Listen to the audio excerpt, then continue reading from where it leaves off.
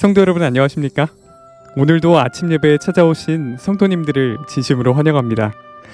어떤 사람들이 주님을 따라갈 수 있을까요? 또 어떤 사람들이 이 땅을 나그네처럼 살아갈 수 있을까요? 오늘 말씀을 통해서 하나님께 전부를 드리는 신앙, 그것이 무엇인지 배우는 귀한 시간 되시길 간절히 바랍니다. 이제 기도하겠습니다.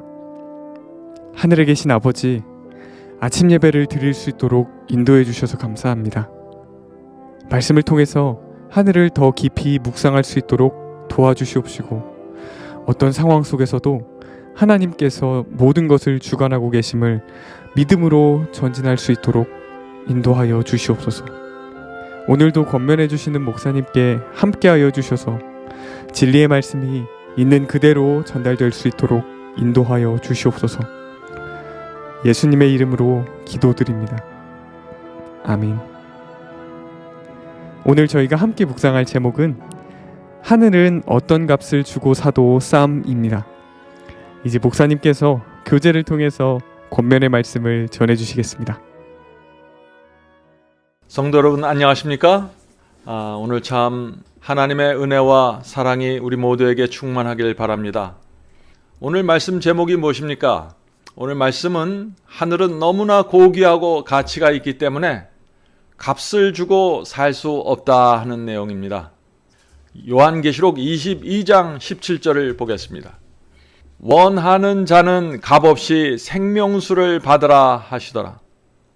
성도 여러분, 그렇습니다. 영원한 생명은 값없이 선물로 받는 것입니다. 하나님께서는 왜 이 영생을, 이 귀한 영생을 값을 받지 않고 거저 주실까요? 왜냐하면 값으로 매기기에는 너무나 큰 희생이 치루어졌기 때문입니다. 성도 여러분, 우리에게 하늘을 주기 위해서 하나님의 아들이 피를 흘리고 돌아가셨습니다. 십자가의 가치를 우리가 어떻게 값으로 매길 수 있겠습니까? 불가능한 것입니다. 에덴 동산 이후 6,000년 동안 온 하늘이 총동원되어서 저와 여러분을 구하기 위해서 사탄과 악령들과 치열한 전쟁을 하고 있습니다. 성도 여러분, 우리가 그 가치를 값으로 매길 수 있을까요? 매길 수 없는 것입니다. 그래서 구원은 거저 주시는 선물로 우리가 받게 되는 것입니다. 그 선물과 은혜 앞에서 우리가 어떻게 살아야 할까요? 성도 여러분, 구원은 선물입니다. 그러나 예수께서는 놀라운 말씀을 주셨습니다. 누가복음 14장 27절, 오늘 본문 성경절입니다. 누구든지 자기 십자가를 지고 나를 쫓지 않는 자는 능히 나의 제자가 되지 못하리라. 성도 여러분, 구원은 거저 주는 선물인데 왜 십자가를 져야만 주님을 따라갈 수 있을까요? 왜냐하면 하나님과 천사들만 이 세상에 있는 것이 아니기 때문이죠. 이 세상에는 사탄과 수많은 악령들이 우리가 주께서 주시는 말씀대로 따라가지 못하도록 방해하고 막고 있는 것입니다. 그러므로 손해의 십자가, 희생의 십자가를 지지 않으면 아무도 진리의 길을 따라갈 수 없게 이 세상을 그렇게 만들어 놓은 것입니다. 사탄과 악령들 때문에 십자가를 져야만 하는 것입니다. 성도 여러분, 주님을 이 세상 무엇보다도 소중히 여기는 마음이 있어야 하는 것입니다. 그래야만 주님을 따라갈 수 있다 하는 것이죠. 주님의 피와 은혜에 감사한 심령, 그 심령이 있어야 십자가를 지고 주님을 따를 수 있습니다. 자, 오늘 본문을 읽겠습니다.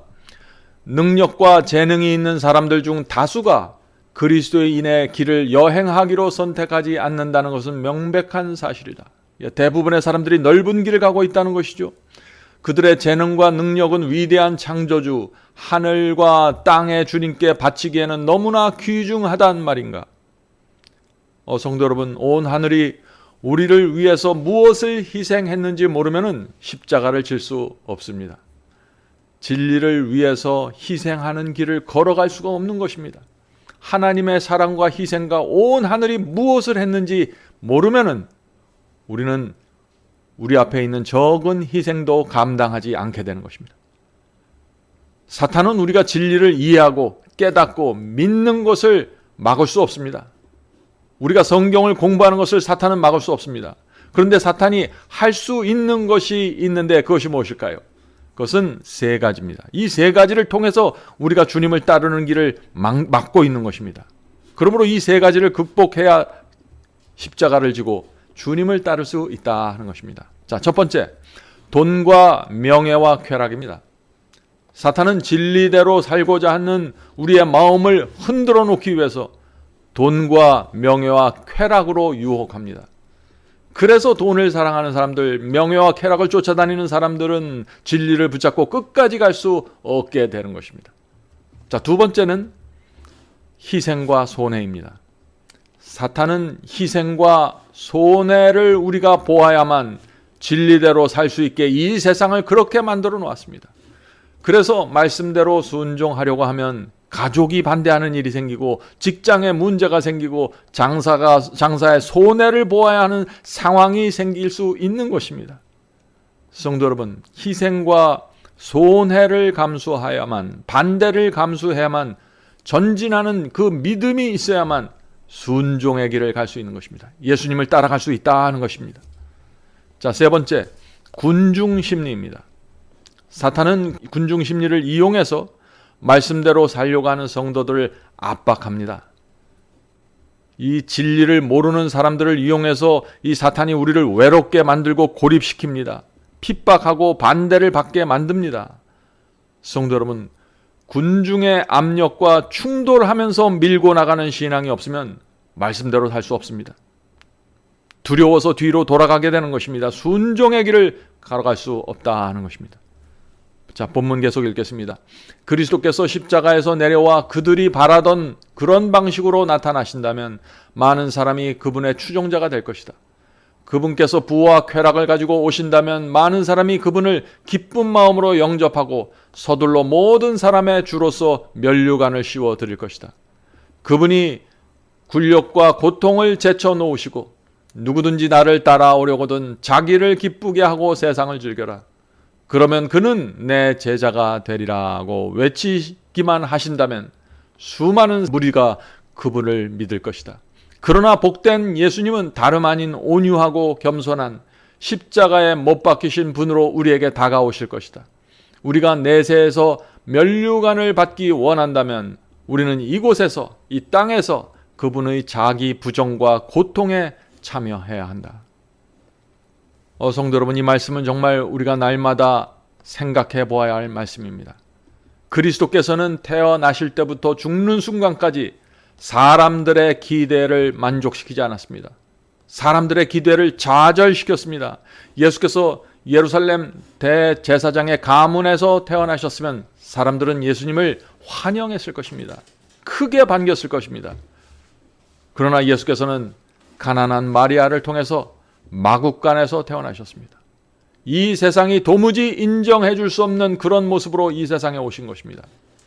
그래서 겸손하고 성령의 인도하심을 받는 사람이 아니면 아무도 주님을 알아볼 수 없게 이 세상에 오신 것입니다.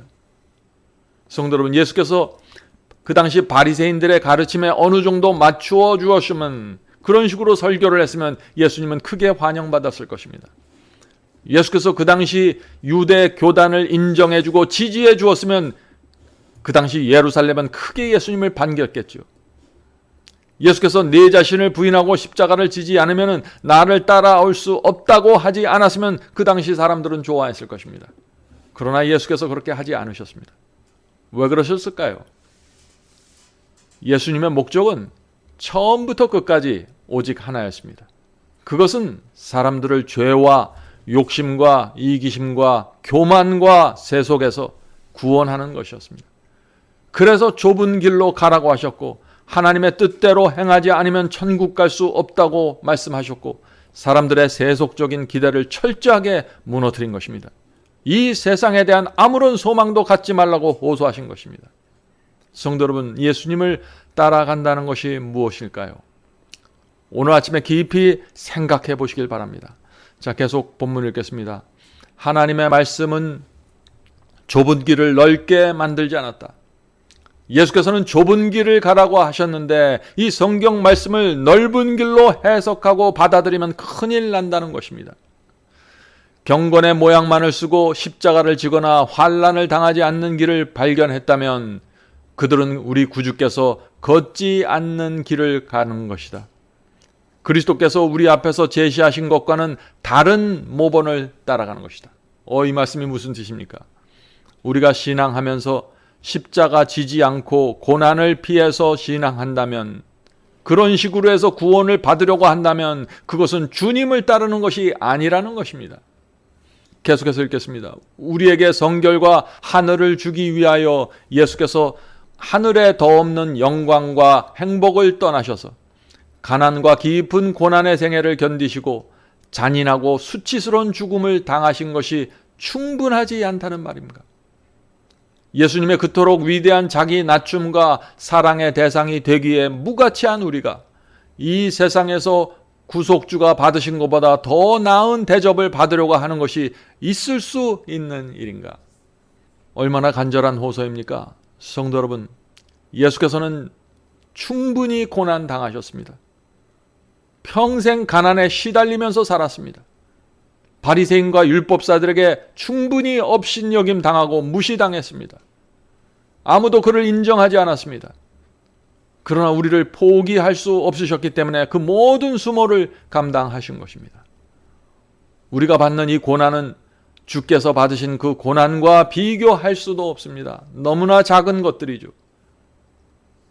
바울은 그래서 고난을 피하지 말라고 호소하고 있는 것입니다. 디모데후서 2장 3절입니다. 너는 그리스도 예수의 좋은 병사로 나와 함께 고난을 받으라. 성도 여러분, 고난을 피하면 예수님의 좋은 군사로 세워질 수 없습니다. 그래서 바울도 나와 함께 고난을 받자고 호소했던 것입니다. 디모데후서 1장 12절입니다. 디모데후서 1장 12절. 이로 말미암아 내가 또 고난을 받되 부끄러워하지 아니함은. 자, 바울이 고난받기를 부끄러워하지 않은 이유가 무엇입니까? 배고프고 매를 맞고 감옥에 들어가서 이 세상 사람들이 볼 때 참으로 참담한 삶을 살았지만 부끄럽지 않은 이유가 무엇일까요? 계속 이어집니다. 내가 믿는 자를 내가 알고. 부끄럽지 않은 이유가 뭐예요? 내가 믿는 하나님이 어떤 하나님인지 알기 때문에 부끄러워하지 않겠다는 것입니다. 성도 여러분, 우리가 믿는 분이 정말 누구인지, 얼마나 위대한 분인지 알면 우리는 고난받기를, 이 세상에서 진리 따라가면서 가난하게 되는 것을 부끄럽게 여기지 않을 것입니다. 당당하게 살아갈 것입니다. 사람들이 나를 인정하지 않아도 전혀 부끄럽지 않을 것입니다. 계속해서 읽겠습니다. 내가 믿는 자를 내가 알고 내가 알기 때문에 또한 내가 의탁한 것을 그날까지 그가 능히 지키실 줄을 확신함이라. 성도 여러분, 얼마나 능력 있는 말씀입니까? 하나님께서는 우리의 삶이 다하는 날까지 우리를 지켜주실 것입니다. 하늘 생명책에 우리의 이름을 기록해 놓고 우리를 구원하시는 그날까지 우리를 인도하시고 지켜주신다는 것입니다. 어떻게 할 때요? 우리가 내 자신을 부인하고 십자가를 지고 주님을 바라보면서 따라갈 때 우리를 그렇게 지켜주신다는 것입니다. 우리가 좁은 길을 피하지 않고 고난 당하기를 부끄러워하지 않는다면 주께서도 우리를 끝까지 붙잡아 주신다는 것입니다. 자, 마지막 본문을 읽겠습니다. 자기 부정과 십자가가 없다면 하늘 가는 길은 얼마나 쉬울까? 세상 사람이 얼마나 많이 그 길로 몰려들고 그 수를 헤아릴 수 없을 정도로 많은 위선자들이 그 길을 걸어갈 것인가? 십자가, 자기 부정을 인해서 하나님께 감사하자. 구주께서 우리를 위해 견디신 치욕과 수치는 그분의 피로 산바되어 구원받은 자들에게는 지나치게 굴욕적인 것이 전혀 아니다. 하늘은 실로 너무 값이 쌀 것이다. 오늘 우리가 읽은 말씀은 정말 우리 마음에 큰 감동과 도전을 주는 말씀입니다. 성도 여러분, 사탄은 주님을 따르지 못하게 하기 위해서 우리가 가는 길에 유혹과 시련을 뿌려놓았습니다. 그러나 하나님께서는 그런 것들을 통해서 상황을 역전시키는 것입니다. 우리 마음을 정결케 하시고 우리가 오히려 하늘만 바라보도록 만들어 주시고 인도해 주시는 것입니다. 사탄의 공격을 하나님은 역전시켜서 우리의 마음을 정결하게 연단시켜 주시는 것입니다. 이 땅에서 사탄의 공격을 받고 고난 당하면서 우리 마음에 있는 세속과 쓰레기들이 치워지게 된다는 것입니다. 불로 연단한 금, 즉 시련 속에서 연단한 믿음을 갖게 될 것입니다. 사탄이 우리를 공격할 것이지만 우리가 주께서 가신 길을 피하지 않고 따라간다면 승리는 우리의 것이 될 것입니다. 그것이 성경이 우리에게 주는 약속입니다. 성도 여러분, 우리가 주님을 따를 때 받는 고난이 무엇입니까? 엄청난 환난을 받나요? 누가 진리대로 살고자 하면 목숨을 위협받습니까? 지금 이 시대는 그런 시대가 아니죠. 지금 우리가 감당해야 할 고난은 전혀 그런 것이 아닙니다. 아마 바울이 부활해서 오늘날 그리스도인들이 받고 있는 고난이 무엇인지 본다면 웃었을 것입니다. 왜냐하면 1세기의 고난에 비하면, 초대교회 교인들이 당했던 그 고난에 비하면 아무것도 아니기 때문이죠. 성도 여러분, 우리가 지금 당하는 고난은 아무것도 아닙니다. 지금은 고난 때문에 불평할 수 있는 시대가 아닙니다. 마지막으로 베드로전서 말씀을 읽겠습니다. 베드로전서 4장 16절. 만일 그리스도인으로 고난을 받으면 부끄러워하지 말고 도리어 그 이름으로 하나님께 영광을 돌리라. 아멘. 자, 오늘 말씀을 생각하면서 기도하겠습니다. 하늘에 계신 아버지, 주께서 이 땅에 오셔서 사셨던 그 모습을 저희의 마음에 새겨 주시옵소서. 어떻게 사셨고, 어떻게 반대하는 사람들을 대했고, 어떻게 진리를 지키셨고, 어떻게 기도하셨고, 어떻게 하나님의 뜻을 이 땅에 세우셨는지 우리가 그 모습을 기억하면서 주님을 따를 수 있도록 도와주시옵소서. 날마다 나를 부인하고 십자가를 지는 경험이 무엇인지 알 수 있도록 도와주시옵소서. 하늘에 계신 아버지, 우리는 단지 죄를 안 지으려고 노력하는 사람들이 아닙니다. 우리는 단지 유혹을 물리치는 데서 끝나는 사람들이 될 수 없습니다. 하늘에 계신 아버지, 저희는 이 땅에서 하나님의 성품과 그리스도의 향기를 품어내기를 원합니다. 성령께서 날마다 저희 마음에 역사하셔서 이 세상에서 찾을 수 없는 아름다운 정서와 품성과 향기가 나올 수 있도록 역사해 주시옵소서. 하늘에 계신 아버지, 저희 속에 이기심이 있습니까? 교만을 품고 있습니까? 이 시간에 다 내려놓고 하나님께 갈 수 있도록 도와주시옵소서. 오늘 함께 예배드리고 말씀 상고하고 기도하고 있는 이 영혼들을 주께서 아시오니 각자의 형편대로 인도해 주시고 하늘 가는 길 벗어나지 않도록 지켜주시옵소서. 예수님의 이름으로 간절히 기도드립니다. 아멘.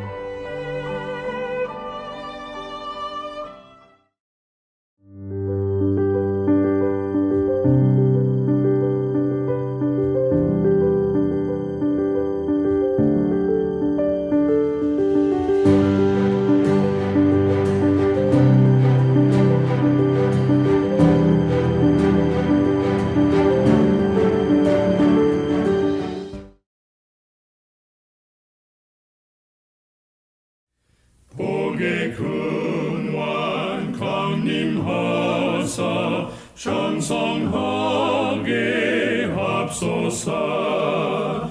한량없이 자비하심 중량할 길 없도다. 찬사들의 기쁜 찬송 나도하게 합소서. 구속하신 이내 허물 항상 찬송하리다. 주의 도와주심하다 이때까지 왔으니 이와 같이 전국에로 이루기를 바라네. 하나님을 배반하고 죄에 빠진 우리를 예수